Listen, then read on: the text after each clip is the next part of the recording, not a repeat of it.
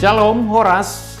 Puji syukur kita panjatkan kepada Tuhan Yesus Kristus, Kepala Gereja, yang senantiasa menyertai dan memberkati perjalanan pelayanan gereja kita HKBP Jatinegara hingga pada hari ini. Tanggal 13 November 2025. 66 tahun sudah gereja kita berdiri, menjadi tempat bertumbuh dalam iman, tempat bersekutu, dan menjadi berkat bagi banyak orang.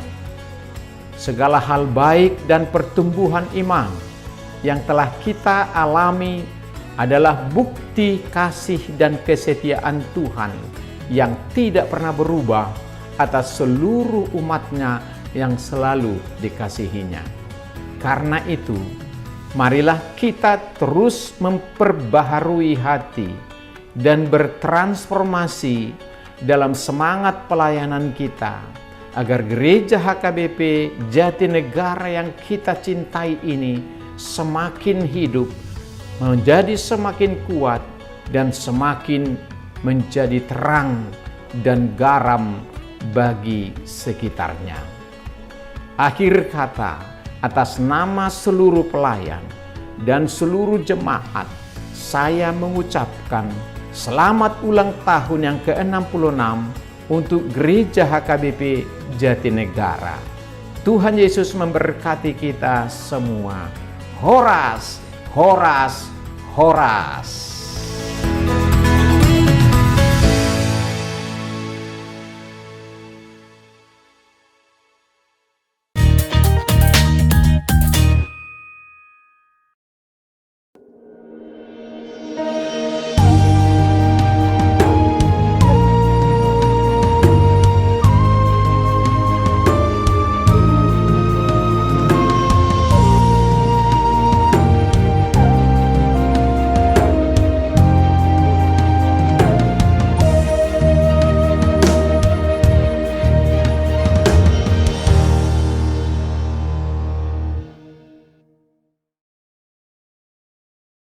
Selamat pagi sahabat Saroha yang dikasihi Tuhan kita. Sebelum kita mendengarkan firman Tuhan yang menjadi nat renungan kita untuk pagi hari ini, kita terlebih dahulu berdoa. Kita berdoa, kasih karunia bagimu dan damai sejahtera yang dari Allah Bapa di dalam Kristus Yesus Tuhan kita. Amin. Sahabat Saroha, kami mengucapkan selamat ulang tahun kepada saudara-saudari, Bapak Ibu yang berulang tahun hari ini. Kiranya anugerah Tuhan kita senantiasa menyertai saudara dan memberikan saudara sukacita, dan tentunya berkat-berkat Tuhan senantiasa Tuhan berikan bagi saudara-saudari. Demikian juga dengan saudara-saudari kami, Bapak Ibu yang saat ini dalam keadaan sakit, yang dirawat di rumah sakit, baik juga yang dirawat di rumah sakit. Doa kami kiranya Tuhan senantiasa menyertai saudara, memberkati tubuh saudara, dan memberkati setiap proses, baik dari para medis, obat yang diberikan, demikian juga makanan yang boleh dimakan. Kiranya itu semua sebagai penyempurna kesembuhan dan memberikan pemulihan yang baru kepada saudara-saudari kami, sehingga mampu kembali melaksanakan aktivitas seperti sedia kalanya.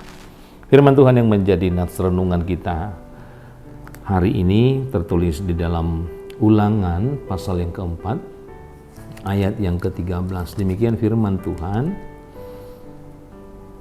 Ia memberitahukan kepadamu perjanjian yang diperintahkannya kepadamu untuk dilakukan, berupa 10 firman, dan ia menuliskannya pada 2 loh batu. Demikian firman Tuhan. Sahabat Saroha yang dikasihi Tuhan kita Yesus Kristus, ada pemahaman bahwa orang Batak juga mengatakan bahwa perjanjian atau padan adalah lebih tinggi dari hukum. Kalau orang Batak mengatakan Togu urak ni bulu, tuguan urak ni padang. Togu nidok ni uhum, tuguan nidok ni padan. Ini sebuah umpama dalam orang-orang Batak yang menganggap bahwa perjanjian atau padan itu sendiri adalah lebih tinggi dari hukum.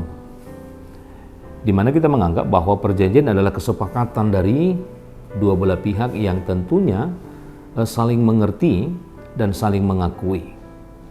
Hal ini jugalah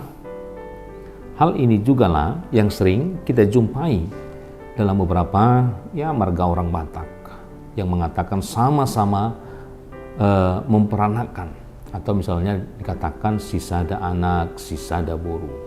Meskipun marganya berbeda, yang dipelihara sampai dengan saat ini. Atau dengan kata lain, perjanjian bagi orang Batak adalah kedekatan antara dua belah pihak yang tentunya diikat oleh kesepakatan bersama antara satu dengan yang lain. Hari ini kita bisa melihat juga dalam nats kita berkata demikian pada hari ini, bahwa Tuhan mempunyai perjanjian dengan bangsa Israel yang menunjukkan kedekatan antara Tuhan dengan bangsa Israel. Di mana perjanjian ini dilakukan oleh Tuhan itu sendiri, atau perjanjian itu dilakukan oleh Tuhan itu tertulis di dalam dua loh batu. Dalam ke-10 perjanjian itu, Tuhan mewajibkan orang Israel untuk mengasihi Allah dan juga mengasihi sesama manusia. Melalui perjanjian inilah yang diturunkan Allah kepada Musa, di mana Tuhan mengingatkan agar bangsa Israel itu juga bisa hidup seturut dengan isi perjanjian tersebut. Ke-10 firman Tuhan itu tentunya hendak menjadi sebuah cermin dalam kehidupan sehari-hari, baik itu dalam pembicaraan dan juga dalam cara atau perilaku sehari-hari. Hal inilah yang dapat kita lihat dalam cerita perjalanan umat pilihan Tuhan dalam perjanjian lama. Bahwa ketika bangsa Israel berlaku sesuai dengan firman Tuhan, maka kehidupan mereka akan terjamin. Sebaliknya, ketika mereka berpaling dari Tuhan, maka hukuman sudah pasti menerpa mereka. Hal inilah yang kembali diingatkan Musa kepada bangsa Israel sebagai umat pilihan Tuhan. Sahabat Saroha yang dikasihi Tuhan kita Yesus Kristus, perjanjian yang dilakukan bagi kita juga melalui Yesus Kristus, di mana perjanjian Tuhan ini adalah perjanjian keselamatan yang tentunya membawa kita kepada sebuah keselamatan yang sudah disediakan bagi kita. Tentu kalau kita mau bercermin, kalau kita mau melihat dari sisi itu, maka ada hal yang diinginkan di dalam kehidupan kita. Bagaimana kita bisa membuat perjanjian itu adalah hal yang sungguh-sungguh berharga di tengah-tengah kehidupan kita. Perjanjian Tuhan ini adalah perjanjian keselamatan yang tentunya disediakan bagi kita. Inilah sebuah konsekuensi perjanjian kita, bagaimana Tuhan memberikan kita sebuah harapan untuk menuju kepada sebuah kehidupan yang kekal. Bagaimana Tuhan menginginkan kehidupan kita, Tuhan menginginkan kita untuk mendapatkan sebuah keselamatan yang sudah disediakan di dalam kehidupan kita. Maka apa yang harus kita lakukan? Sama halnya seperti yang dilakukan di dalam nats kita yang ditunjukkan oleh nats kita pada hari ini. Bagaimana Musa itu sendiri mengharapkan agar Tuhan kembali mengingat perjanjian yang dilakukan kepada bangsa Israel, supaya bangsa Israel itu senantiasa dalam lindungan Tuhan, dalam pemberkatan Tuhan, bagaimana juga bangsa itu semakin Tuhan pulihkan sesuai dengan bagaimana janji Tuhan untuk memulihkan bangsa itu. Demikian juga dengan kehidupan kita. Bagaimana kita senantiasa menjaga ketika Tuhan menyediakan keselamatan dalam kehidupan kita. Bagaimana Tuhan juga dengan caranya membawa kita menuju kehidupan yang kekal melalui kematian Kristus Yesus. maka kita sudah diikat dalam karya keselamatan Tuhan. Apa yang bisa kita lakukan di tengah-tengah kehidupan kita untuk menghargai, mencintai kesempatan yang Tuhan berikan di tengah-tengah kehidupan kita? Untuk senantiasa memelihara pengorbanan Kristus yang menyelamatkan kehidupan kita, yang membawa kita, yang melepaskan kita dari segala kekurangan dan dosa yang kita lakukan. Oleh karena itu, dari nats ini kita hendak diajak, mari kita hidup sesuai dengan apa yang sudah Tuhan inginkan dalam kehidupan kita, sesuai dan seturut dengan kehendak Tuhan. Oleh karena itu, mari kita hidup dan melakukan kehendak Tuhan melalui firman-Nya. Jangan lagi kita hanya mengutamakan dunia ini, karena pengorbanan Kristus itulah yang menebus, itulah yang menyelamatkan kita.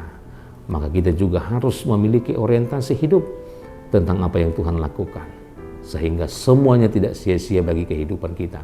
Tetapi apa yang dilakukan oleh Kristus adalah hal yang berarti dalam kehidupan kita, sehingga kita juga berharga di mata Tuhan, sehingga kita juga bisa melakukan yang berharga di hadapan Tuhan. Tuhan Yesus memberkati. Amin. Kita berdoa. Terpujilah Engkau ya Allah Bapa kami yang senantiasa memberkati kehidupan kami.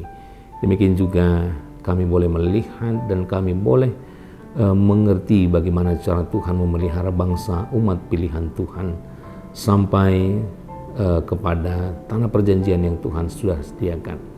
Itu adalah karya Tuhan ketika Tuhan menghendaki bangsa-Mu itu adalah bangsa yang tentunya bangsa yang senantiasa hidup di dalam kehendak dan kekudusan yang daripada Tuhan.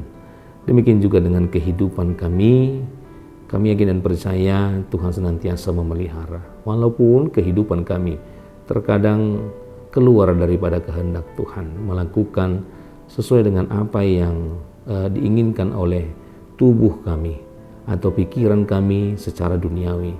Tapi kami yakin dan percaya ketika kami mau membuka hati dan membuat sebuah orientasi hidup kami tentang kebenaran-kebenaran firman Tuhan, sehingga kami mau semakin mendekatkan diri dan bukan menjauhkan diri, tetapi semakin mendekatkan, karena kami juga senantiasa Tuhan pelihara dalam kasih setia Tuhan, supaya kami juga bisa hidup seturut dengan apa yang Tuhan kehendaki. Ajar kami untuk senantiasa menghitung dan juga menghargai setiap apa yang Tuhan sudah berikan dalam kehidupan kami, agar apapun itu boleh kembali menjadi sebuah sukacita di tengah-tengah kehidupan kami. Berkati dari seluruh kehidupan dan pekerjaan kami, terlebih buat jemaat-Mu dimanapun mereka boleh berada, dalam segala pekerjaan, dalam segala aktivitas mereka. Tuhan senantiasa memelihara kehidupannya, memberikan mereka hikmat dan kekuatan memulai dan mengakhiri segala pekerjaan mereka, sehingga itu akan berbuah kebaikan. Dan itulah yang akan mereka pakai dalam kebaikan-kebaikan hidup mereka masing-masing. Demikian juga buat saudara-saudari, Bapak Ibu yang dalam keadaan sakit hingga hari ini. Tuhan senantiasa memberkati mereka tubuhnya dan memberkati setiap proses yang mereka jalani, baik dari para medis, demikian juga yang dirawat di rumah, baik juga melalui makan dan obat yang boleh mereka konsumsi, agar kiranya itu semua sebagai alat Tuhan untuk memulihkan keadaan mereka dan kembali dalam keadaan sehat. Kami serahkan segala kehidupan kami, kekhawatiran kami, agar kiranya Tuhan hadir untuk menuntun langkah kami dan tentunya membawa kami kepada kehidupan yang Tuhan sudah janjikan dalam kehidupan kami. Hapuskan segala dosa pelanggaran kami, agar kami senantiasa layak menerima berkat Tuhan. Terpujilah nama-Mu hingga selama-lamanya. Amin.